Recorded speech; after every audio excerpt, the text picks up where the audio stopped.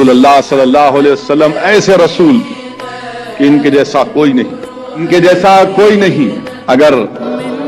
عبادت کا معاملہ آیا تو میرے نبی کے جیسا کوئی عابد نہیں، اگر شہادت کا معاملہ آیا تو میرے نبی جیسا شاہد نہیں، شفقت کا معاملہ آیا میرے نبی جیسا شفیق نہیں، ڈرانے کی بات آئی تو میرے نبی جیسا نذیر نہیں، رسالت کی بات آئی تو میرے نبی جیسا رسول نہیں، نبوت کی بات آئی تو میرے نبی کے بعد کوئی نبی نہیں، امانت کی بات آئی تو میرے نبی جیسا امین نہیں، بچپن کی بات آئی تو میرے نبی جیسا بچپن کسی کا نہیں، جوانی کی بات آئی تو ساری کائنات میں میرے نبی جیسا جوان نہیں، تجارت کی بات آئی تو میرے نبی جیسا تاجر نہیں، ہجرت کی بات آئی تو میرے نبی جیسا مہاجر نہیں، سخاوت کی بات آئی تو میرے نبی جیسا سخی نہیں، اس گھر کی بات آئی تو ایسا گھرانہ ساری دنیا میں نہیں، میرے نبی کی آل کی بات آئی تو ساری دنیا میں کسی کی آل نہیں۔ اسی لیے کسی عاشق نے بڑا خوب کہا،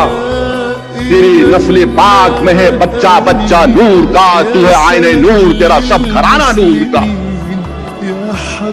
اور اسی لیے اللہ نے قرآن میں فرمایا ہماری امت کی ماؤں کے بارے میں کہ آپ عام عورتوں کی طرح نہیں ہیں، میرے نبی کی والدین کی بات آئی تو ان جیسے کسی کے والدین نہیں،